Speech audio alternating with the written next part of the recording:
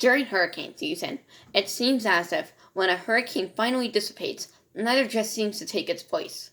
Because of this, I make tropical weather snapshots that cover the state of the tropics at least twice a week in an attempt to give you the latest updates on tropical storms, hurricanes, and typhoons.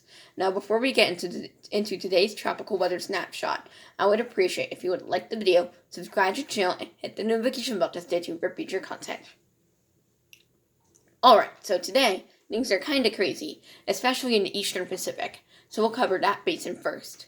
While the latest report from the NHC shows that Alita has dissipated, that doesn't mean the basin is inactive. In fact, Tropical Depression Tenny has formed just this morning, and there are not one, not two, but 3 tropical disturbances that have a medium or high chance of forming in the next 5 days.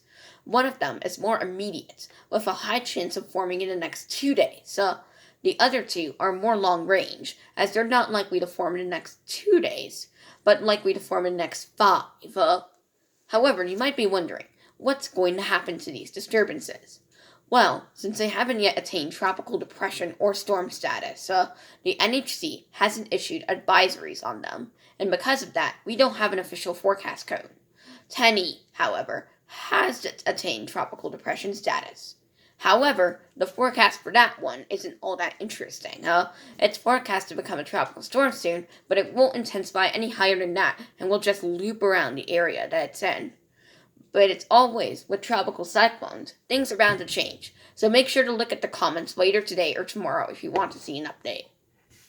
However, as crazy as the Pacific is right now, it's not the only basin that's active. In the Atlantic, Tropical Depression 11 has formed, and it's on track to become Tropical Storm Josephine later today. That storm is forecast to take a track that takes it just north of the Lesser Antilles, so it won't be a big threat to land. In addition, it will encounter less favorable conditions for development by the weekend, so that will prevent it from attaining hurricane status. In the end, it will probably weaken to a depression by Tuesday. Last but not least, an interesting tidbit about the Atlantic hurricane season so far.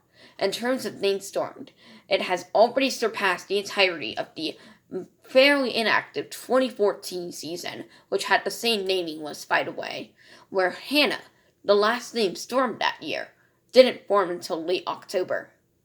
And with that, that concludes this episode of Tropical Weather Snapshots. As always, I would appreciate if you would like the video, subscribe to the channel, and hit the notification bell to stay tuned for future content. Thanks and have a great day.